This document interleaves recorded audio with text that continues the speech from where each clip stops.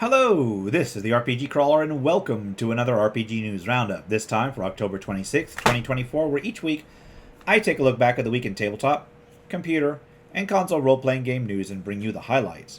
As always, I'll start with computer and console role-playing game news. It looks like Metal Slug Tactics will be releasing on November 5th. It'll be targeting the PC, PS4, PS5, Xbox One, Xbox Series X/S, as well as the Switch. It is a tactical RPG that will be a spin-off to the side-scrolling series of the same theme. The Adventurers is set to hit early access on November 11th. It is to be a turn-based tactical RPG in a fantasy world. There is a demo available. Toads of the Bayou is set to release on November 19th. It is to be a roguelike strategy RPG where you play a group of wandering toads in a cursed bayou. The Edge of Allegoria will be hit on December 4th. It is a Game Boy inspired RPG in terms of graphics and gameplay about somebody undergoing a perilous journey in their middle age. Caves of Cud will hit on December 5th, a science fantasy roguelike with a deep element of simulation in a retrofuturistic style. It has been available on early access for quite some time now. I probably should pick it up. Eden Zero is set to release sometime next year. It'll target the PC, PS5, and the Xbox Series X/S. It'll be an action RPG based on a space fantasy manga by the same person that did Fairy Tail. Alder Forge 2 is set to release to early access sometime in the second quarter of 2025. It will be a turn-based RPG set a few years after the original one. Black Myth Wukong is set to get a physical PlayStation 5 release. More details will eventually come out. They aren't really, having a release date yet for it. As far as actual releases go, Romancing Saga 2 Revenge of the Seven was released. It is a revamped version of a classic JRPG updated with 3D graphics, new gaming systems, new voiceovers, and new music. Ys 10 Nordics saw its release, latest in the long-running Ys series. It features Adol on the high seas, which I'm sure ends well for everybody. Fate Seeker 2 is now available on the Xbox and the PC through the Xbox Store. It includes an updated localization as well as the game was originally released in Chinese. Wayfinder was released. It is an online co-op action RPG where you use various powers to push back hostile forces that have overtaken your world. Chaos Entropy is a party-based action RPG where you have obtained the Chaos God's Ring and must now evade various minions while exploring the world. Tales of the White Knight is a strategy role-playing game set in a war-torn continent where you must save a country from extinction. Dragonium Adventure is an adventure RPG with a sort of cartoony retro style, where you defeat enemies to upgrade your character, unlock new skills, using a very simple fundamental mechanics. Dot in Dot Dungeons is an old-school pixel graphics roguelike, where you adventure in various dungeons, gather equipment, and so forth. Stone of Wisdom is a Zelda-like action RPG, where you explore various Egyptian cities, battle mythic creatures, solve puzzles, and find secrets. Undurgeons Pilgrims is a fantasy roguelite with a weird name and RPG elements, and is a very retro monochrome feel where you create a group of adventurers and go off in search of treasure. Valdis is a pirate-themed bullet hell action RPG where you explore the high seas and find various treasures, all while dodging various projectiles. It actually looks more like a bullet hell style shooter with RPG elements. Bot World Odyssey is a creature collector style RPG where you head out into a huge open world to discover various bots, collect scraps to build them up, and deploy them in tactical real-time battles. Deep Despair 3 is an open world survival action game with RPG elements where you must fight, survive, build, and explore. Doomwalker is an open world adventure RPG where you seek out lost magic and discover new ways to face off against your enemies. Awaken Astral Blade is a fantasy single-player side-scrolling game with RPG elements based on a dark fairy tale style. Deck of Darkness Infernal Depths is an action roguelike with retro styling, sort of a dark fantasy action dungeon crawler. Finally, there is Inventory Quest Heroes Horde, which is a short and fast-paced inventory management and loadout optimization auto-battler with RPG elements. And now, on to tabletop RPGs. It looks like there is a short adventure set in Greyhawk, released on D&D Beyond, called Scions of Elemental Evil. Onwards towards minor and PDF releases, Legendary Games has Legendary Classes Defenders of the Faith, a Pathfinder 1st Edition compatible resource that covers all of the Divine classes, offering new content and player options. The Cult of Bashrokal is a first edition Pathfinder adventure. I think it's first edition, might be a second edition. It involves it involves a small coastal town being exploited by a powerful demon. Kelphasil's Tales has another selection of 5th edition adventures out. There's The Runaway, Toxic Haze, Trial by Arrow, Wyvern Hunt, and Wizard's Cabin. Sands of Fate is a 5th edition compatible desert campaign with a new class, new lineages, new backgrounds, many new creature rules for mounted combat, many new creatures rules for mounted combat. My bad. All set around a desert setting suited to take characters from levels 1 to 10. The Forest of Illusion is a 5th edition adaptable adventure dealing with an ethereal floating forest shrouded in mist and full of ancient secrets. It is available in regular and collector's edition. He Who Mourns is another 5th edition adaptable, a 5th edition adventure. This one dealing with a terrible curse that has been spreading as a result of a vampiric bard. It is a quick encounter from Tacitus Publishing. Kobold Quest From Ashes to Empire is another in a series of adventures where you play a group of kobolds in 5th edition. This one is a sandbox type game with mass combat rules, actually. Citadel of the Unseen Sun, Episode 6, Master of the Unseen Sun, is the conclusion of a 6-part Grim Hollow adventure for 5th edition. Rise of the Vampire is a 5th edition one-shot with a dark fantasy theme. The Masquerade of Whispers is a 5th edition one-shot with a focus on intrigue taking place in a city where a masquerade festival is going on.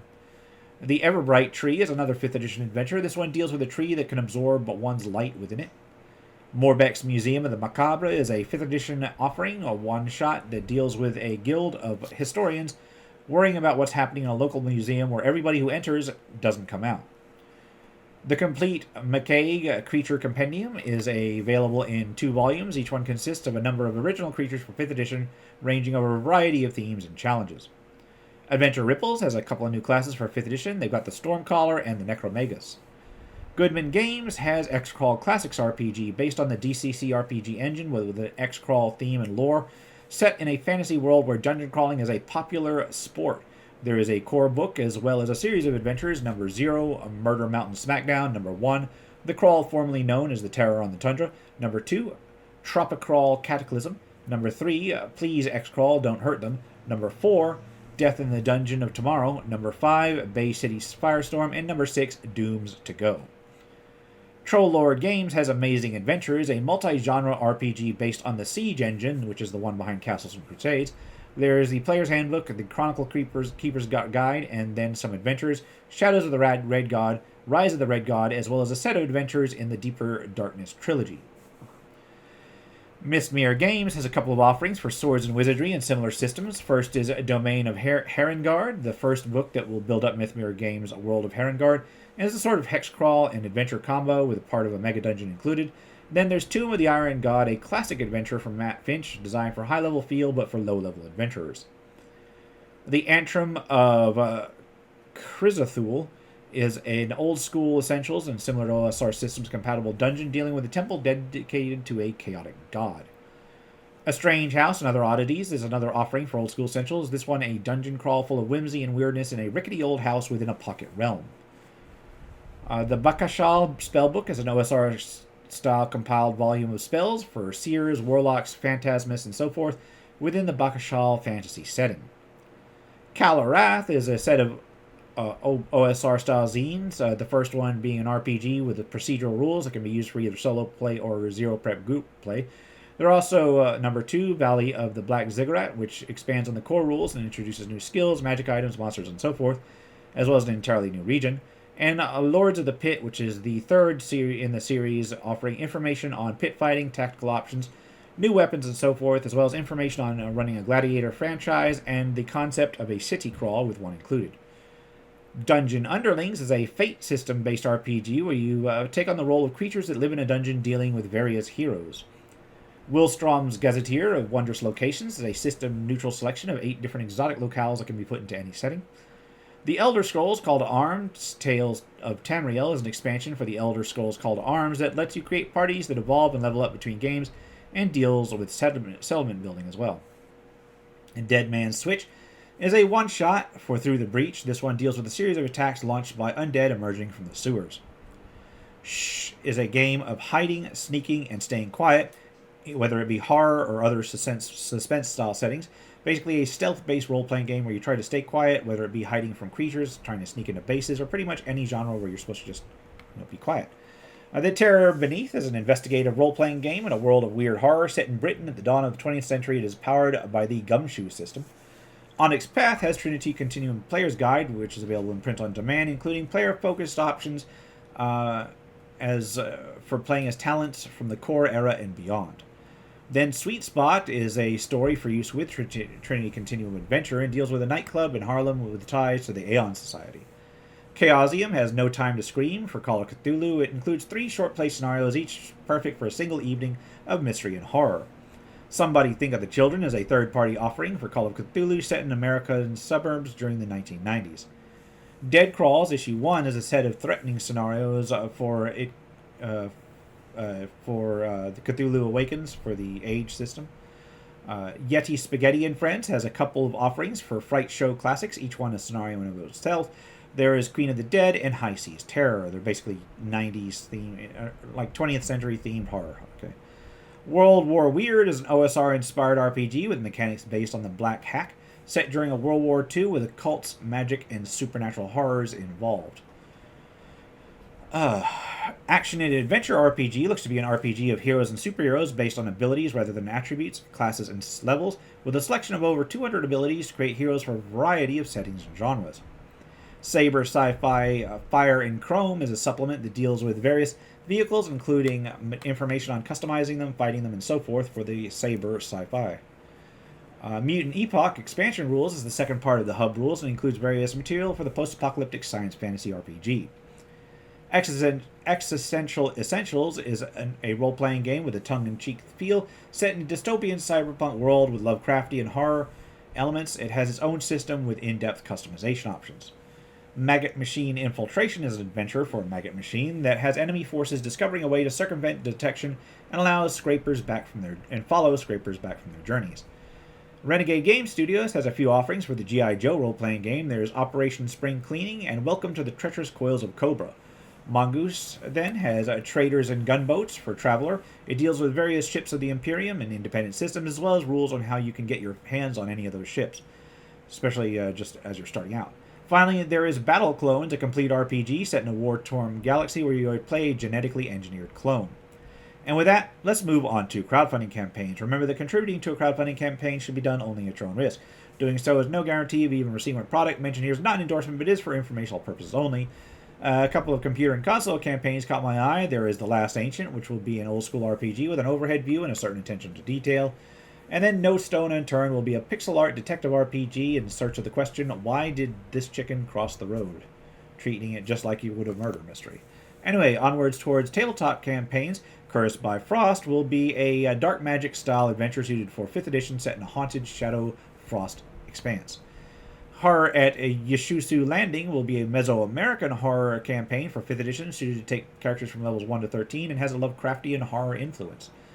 Trouble on the Border Roads will be a 5th edition one-shot quest where a company has been expecting a large shipment to arrive, but has not showed up yet. The Widow's Web Trials of the Drow will be a competitive 5th edition set of adventures where evil Drow compete in a Hunger Games-style tournament for mastery of the city. Witch Encounters will be a set of 7 witch stat blocks as well as associated encounters ready to plug into any campaign for 5th edition. The Mystery of Witch Haven will be a 5th edition solo adventure dealing with finding the origins of a curse. Monsters and Magic will be a D&D 5th edition supplement with many monsters and magical items and spells, as well as brand new magic item system. Flora vs. Flesh will be a 5th edition supplement with a large bestiary, various subclasses, magic items and spells, with plants and undead themes. And I just realized, is that plants versus zombie? Okay. Alright, anyway. Brotherhood of the Catacombs will be a 5th edition gothic horror set in revolutionary Paris, mixing political intrigue with dark magic. Pulp Arcana will be a 5th edition compatible RPG suited for comic book action fantasy in a sort of superpower-based flavor. Project Starborn will be a 5th edition supplemental sourcebook for running sci-fi tabletop RPGs with the 5th edition framework. Heroic Adventure Evil Never Dies will be an adventure for Dungeon Crawl Classics RPG dealing with the reign of a Chronolich. It Fell from the Sky is designed for Shadow Dark RPG and will be a low-level adventure dealing with aliens who have crash-landed on a world. of Hunger and Lies will be an investigation-based murder mystery adventure for old-school systems. My Father's Sword, the role-playing game, will be a fantasy RPG leaning on cliches from 80s-style sword and sorcery movies and material. Fabled looks like it's going to be a customizable role-playing game engine, sort of a platform that will let you craft, customize, and run campaigns. So more computer-based. I think it's not. I don't know if it's a virtual tabletop, but it's like a combination of that and campaign tracker and everything. Root, the Homeland expansion, will be another expansion for the Root RPG that includes new factions, as well as an expandable marsh map and gorge map. The Smurfs role-playing game will be a tabletop role-playing game based on the Smurfs. I don't know what to tell you. It's the Smurfs. Soldier Loon will be a magical girl tabletop RPG that pays homage to various popular magical girl animes. The Terminator RPG is getting a limited 40th anniversary edition out of Nightfall Games. It'll be a limited run of the Terminator RPG and the T2 RPG sourcebook. Finally, there's Ashes of Code, a post-apocalyptic role-playing game where you're rebuilding humanity or submitting to the AI. It'll have deep lore, tactical gameplay, and so forth. And on that note, I'm going to wrap things up here. This has been the RPG Crawler, my RPG news for October 26, 2024. As always, links will be below. If you like what you see, remember to leave a like, comment, give feedback, and subscribe for more RPG content. Before I go, I'd like to apologize for not getting many videos out the last week. I've got some Let's Plays to catch up on. I've got two reviews coming up. One for Nomad, one for Swords of Cepheus 2nd Edition, isn't it? Yeah, anyway, it's over on my thing. They're both from Stellagama Publishing. I have just been kind of this combination of sick and hurting. I managed to screw up my leg several weeks ago, and while it is healing, I'm still kind of gimping around, and it's just really impacting on what I can get done. So I run short on time. Hopefully that will be clearing up as I heal up, and hopefully what you hear now with the sickness is not going to lay me out too. Can't record a Let's Play if I can't talk. Anyway, my apologies. I'm hoping to get back on track. Until next time, take care and goodbye. And if you are still watching, I would like to take the opportunity to thank my supporters, the top tiers of which are listed on the screen, without whose support I would not have been able to offer the variety of content that I have on this channel throughout the years.